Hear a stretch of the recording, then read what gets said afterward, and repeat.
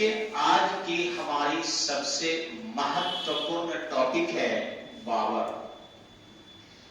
अब आप सोचते होंगे कि बाबर के बारे में केवल ये जान लें कि बाबर का बेटा कौन था या आक्रमण कहां किया और कौन कौन से युद्ध लड़ा वगैरह, तो इतिहास और जीके जीएस इतना ही सीमित नहीं है।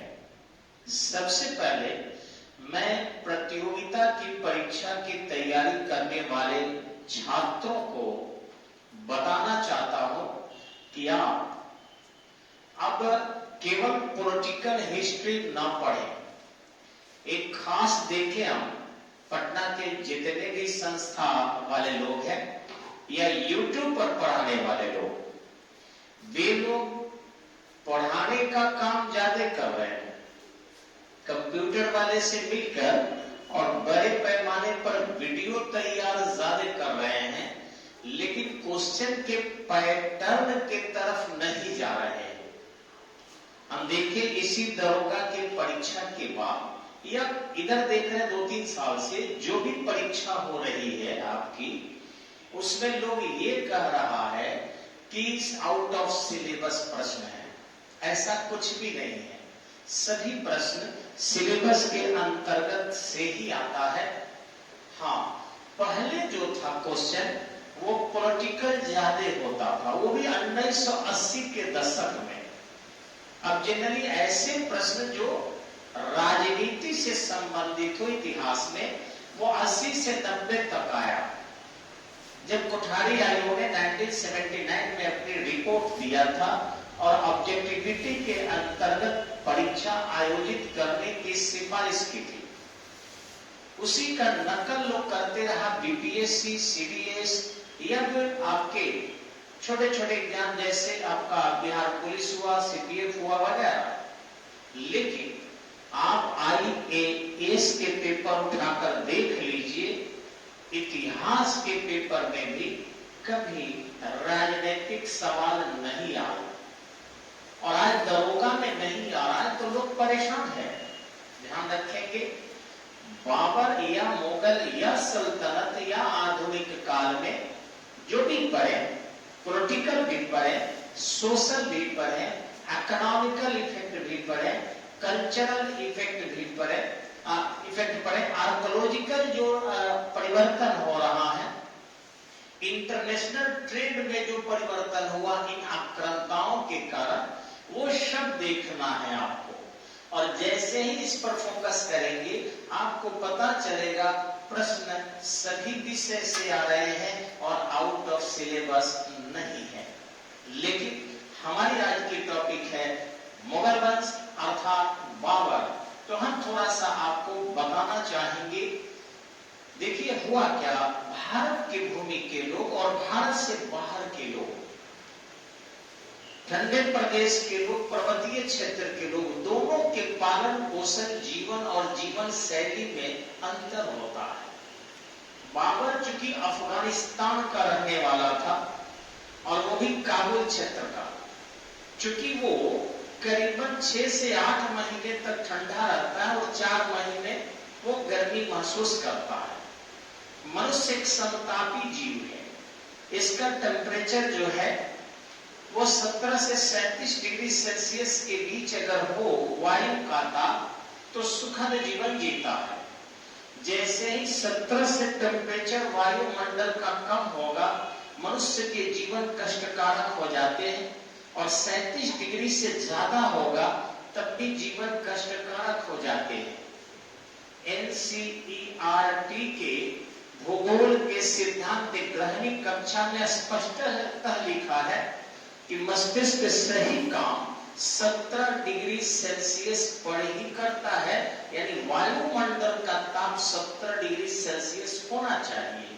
वो पढ़ना पड़ता है, ऐसे टीचर नहीं बनना पड़ता है।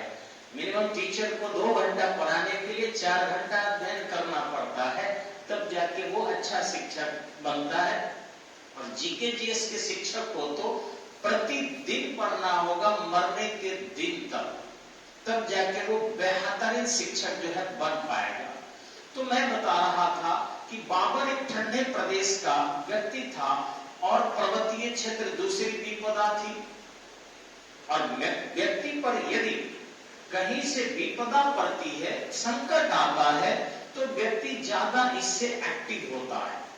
हम ही लोग अगर मान लीजिए कोरोना के कारण बंदी नहीं होता तो क्या यूट्यूब पर कभी आते? नहीं आते। क्या हम लोगों के पठन पाठन एक इतिहास में दर्ज हो पाता? नहीं हो पाता।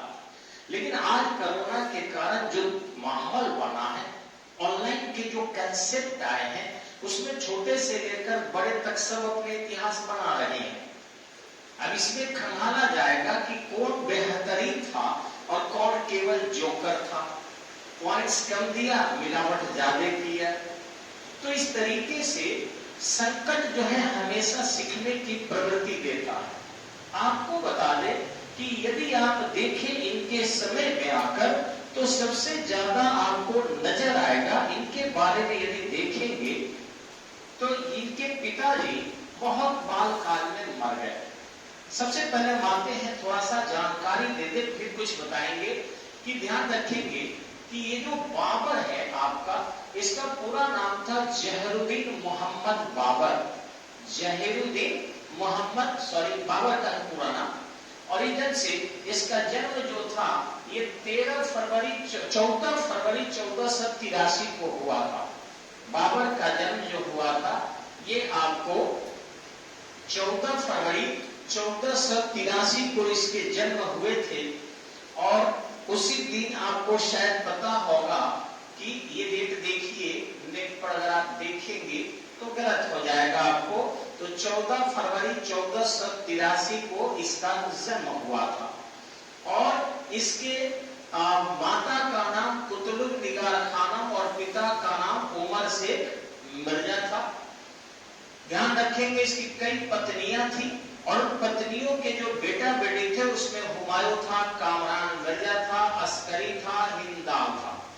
अब एक बात ये भी थे, लेकिन इनकी चर्चा इतिहास में कम आती है।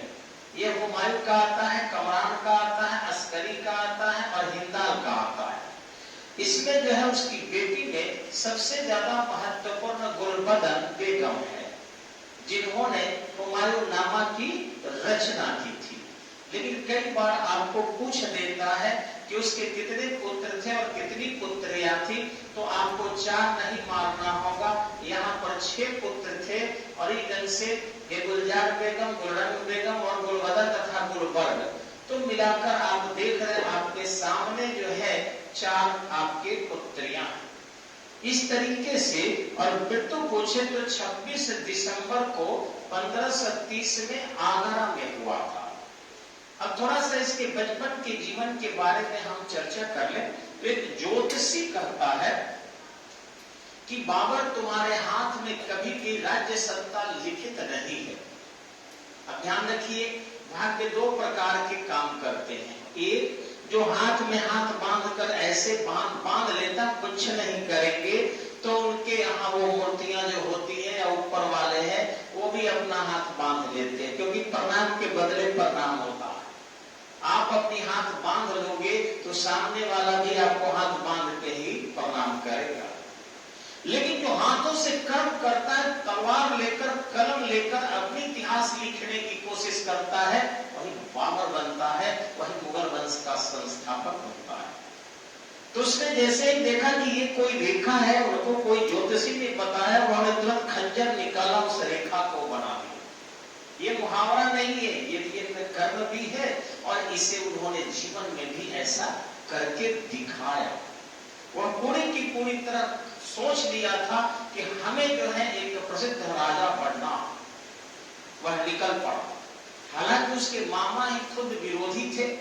11 वर्ष कुछ महीने के उम्र में वह फरगना का नवाब बना, लेकिन उसके कई विरोधी उसके साथ हो गए और इतने अधिक विरोध करने लगे कि उसे, वो खुद लिखता है, तुजू के बाबरी उसकी आत्मकथा है। तुजू के बाबरी उसकी आत्मकथा है। उसमें लिखता है कि मैंने कभी अपना ईद दोबारा एक स्थान पर नहीं मनाया। इसका मतलब है कि वो भागम भाग की जीवन जीते रहा। अब एक दिक्कत उसके सामने ये थी कि या तो लड़ते लड़ते वो शहीद हो जाए या दूसरे को पराजित करके सम्राट। इसके अलावा तीसरा विकल्प वो जिंदगी में कभी सोचता भी नहीं था। इसी क्रम में उसे ये जानकारी मिली कि भारत पर उसके पूर्वज कई बार आक्रमण कर चुके हैं, जिसमें वह मातृपक्ष अर्थात कुतलुग निगार खानम के पक्ष से वह देखता है तैमूर लंग को, और ठीक इसी ढंग से वह पिता के पक्ष से देखता है चंगेज खां को। चंगेज खां भी आपके भारत पर आक्रमण कर चुका था और तैमूर लंग भी आक्रमण कर चुका था। इस स्थिति में उनके वीरता से प्रभावित होकर वो कहता है कि मैं भी भारत का वैध उत्तराधिकारी हूं, और उस वैध उत्तराधिकारी के चलते वह भारत में फतह करने की नीयत से आगे बढ़ता है। वह न केवल अपने मन में दृढ़ता रखता है, बल्कि उसके पास सैन्य शक्ति की क्षमता भी काफी है। वह ईरान के शाह के पास से एक ज्ञान लेता है तुलगमा पद्धति, और उस तुलगमा पद्धति से भारत पर जब आक्रमण करता है तो ध्यान रखेंगे उसके कई आक्रमण भारत पर होते हैं। यहां थोड़ा सा आक्रमण के तुलगमा पद्धति की जानकारी मैं देना चाहूंगा कि बाबर क्या करता है कि अपनी सेना को चारों तरफ एकदम लौ लश्कर के रूप में सजा लेता है पानीपत के मैदान में, और इस तरीके से अपने पीछे भी जो है एक अच्छी खासी सेना रखता है। लेकिन इस ग्रुप में वह हमेशा ध्यान रखता है कि वो किसी भी ग्रुप का नेतृत्व डायरेक्ट कर सके। आपको आश्चर्य होगा कि बाबर शारीरिक रूप से भी काफी महत्वपूर्ण था, लेकिन उसके विरोधी जो भारत में थे इब्राहिम लोदी, इनके जो है जिनके इन्होंने आगे भी अपनी सेना को सजा रखा था, पीछे भी जो है पदाति सजा रखे थे। अश्वारोही की संख्या अधिक थी, लेकिन नेतृत्व इनके हाथों में नहीं था। नेतृत्व इनके हाथों में न होने के कारण ये जो था एक रिजर्व सेना अपने पास रखता था, जिसको ही हम लोग तुलगमा करते हैं, ताकि संकट में वो कभी भी पीछे से धावा बोल सके और दुश्मनों को घेर कर और मार सके। उसके पास तोप भी था, अतः वो किया क्या था कि तोप को वहां लगाया था जहां जहां शायद कोई सोच नहीं सकता था। बाबर की सबसे खास चीजें ये देखने में आती है आपको कि अगर आप बाबर को देखेंगे कि किस तरीके से सेना को सजाया था, तो मान लीजिए यहाँ आपका अगर बाबर है, ठीक है, तो करता क्या था कि ये आगे की तरफ वो खड खुदवा देता, और खड खुदवाने के बाद इस पर मचान प्रकार के डाल के, यानी ऊपर कवर डाल के और घास डाल देता था, और इस तरीके से दुश्मन को पता नहीं चलता था कि ये खड्ड है। पूरी घास मैदान की तरफ बिछी थी, लेकिन ठीक इसके सामने बाबर जो था तोप के नाल लगा देता था, जिससे आसानी से हम दुश्मनों पर जो रास्ते हैं उससे आक्रमण कर सके। और ये तोप के नाल लगे हुए थे। अब इस तोप के नाल लगने से जब तोप नहीं चलेगा तो इस रास्ते से उसकी सैनिक आ जाएंगे, और जहां जहां तोप लगा था वहीं पर लैंड था, यानी कि स्थल मजबूत था, जिससे बाबर की सेना समझ रही थी और आ सकती थी। लेकिन भारत की सेना को अर्थात इब्राहिम लोदी और उसके साथ जितने भारतीय राजपूत शासक थे या देश की सेना थी, उनको कुछ नहीं पता, उनको पूरा का पूरा मैदान दिख रहा था। इब्राहिम लोदी की एक सबसे बड़ी कमजोरी थी कि वो खुद सैन्य अनुभव से जो है उतना अनुभवी नहीं था। दूसरा कि वह हिंदुओं को अपने साथ जोड़ नहीं सका, और स्पष्टतः राजपूतों को। राजपूत सेनापति भी अपनी सेना उसके हवाले नहीं करना चाहती थी, क्योंकि हो सकता है कि वो बाबर से लड़े या न लड़े, अथवा लड़े भी तो जीतने के बाद हो सकता है कि पूरी सेना के माध्यम से हमारे राजवाड़ा को समाप्त कर दे। एक डर था उसके अंदर, भारत के राजपूत शासकों के मन में। अतः सब अपना नेतृत्व खुद कर रहे थे और कई बार तो नेतृत्व आपस में टकराहट की स्थिति में भी पहुंच जाती थी। दूसरी चीज है कि लंबे समय तक बाबर को प्रतीक्षा करने दिया। यह पदाती सेना जो है आगे खड़ा कर दिया और इस ढंग से इन पदाती सेनाओं के माध्यम से ये चाहा कि हम युद्ध को जीत लेंगे और इस तरीके से आगे केवल पैदल सैनिक थे। उसके पीछे जो था इब्राहिम लोदी ने सोचा कि विशाल विशाल हस्ती सेना अगर हम खड़े कर देते हैं तो शायद इनके सैनिक जो है भाग जाएंगे और इस ढंग से उसने क्या किया कि इन हाथियों को नियुक्त कर दिया पूरी अपने अग्रिम पंक्ति में। अब इन हाथियों के नियुक्त करने से जो है बाबर घबराने वाला नहीं था, क्योंकि बाबर को पता था कि उसके पास तोप है और ऑलरेडी इसके पहले पृथ्वीराज चौहान अपने हस्ती सेना से 1191 में जीत चुके थे और एक ही वर्ष के बाद आपको गोरी 92 में आ गया था और हस्ती सेना को धूल चटा दिया था अपने अनुभवी घोड़े को लेकर जो हाथियों के बीच दौड़ सकते थे। और बाबर उससे करीबन 4-4.5 साल बाद भारत पर आक्रमण करता है तो बाबर से छुपा हुआ नहीं था कि हस्ती सेना आग से भाग जाती है, बम ब्लास्ट से भाग जाती है। अतः ऐसी स्थिति में यहां से जब उसके तोप गोले बरसाने लगे तो फिर ये हाथियों में भगदड़ मच गई। पूरी ये हाथी से सजा दिया था इस क्षेत्र को और हाथी इधर रौंदने लगे। अब जब हाथी इधर रौंदने लगे इब्राहिम सेना के तरफ इस तोप के गोले से, कुछ जो पदाती थे ये दौड़ कर इधर जाने की कोशिश किए लेकिन सब इसमें जा जाकर गड्ढे में गिर गए। ये आग गोला उगल रहा था तो इसलिए उसके सामने से नहीं गए, लेकिन ये वीरता दिखाने के चक्कर में चूंकि क्षत्रिय थोड़ा वीरता का प्रदर्शन करते हैं, होते भी होंगे, तो इस तरीके से इतनी तीव्रता से वो आगे बढ़े कि हम तोप को पलट देंगे, लेकिन अफसोस कि इसके षड्यंत्र में फंस गए और गड्ढे में गिर गए।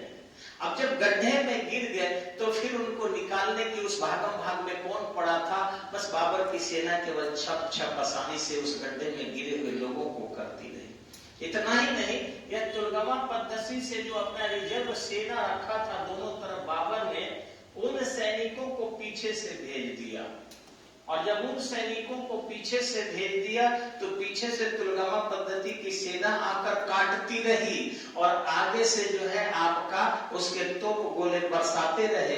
इब्राहिम लोदी जो है कहीं का नहीं रहा, सेना में भगदड़ मच गई। देश का पहला सुल्तान था, देश का पहला सुल्तान था जो या कहीं अभी तक का एकमात्र जो बाबर की सेना से घिर गया और बाबर पकड़ कर ले गया, उसके साथ जो व्यवहार किया जाता है करने के बाद उसे काट डाला और इस प्रकार बाबर इतनी दृढ़ता से मुगल वंश की नींव को डाला कि भारतीयों की रूह कांप गई। अगली चर्चा हम आपको करेंगे कि बाबर कैसे खरमा का युद्ध लड़ा, कैसे जो है आपके अन्य घबरा का युद्ध लड़ा, किस तरीके से 1530 में हुमायूं को बचाने के क्रम में उसकी मृत्यु हुई। ये सब अगले वीडियो में आप देखेंगे, लेकिन प्लीज इसे सब्सक्राइब कीजिए। आप लोग बहुत सब्सक्राइब कर रहे हैं, अच्छा लग रहा है, बस 1000 तक पहुंचा दीजिए। धन्यवाद, नमस्कार।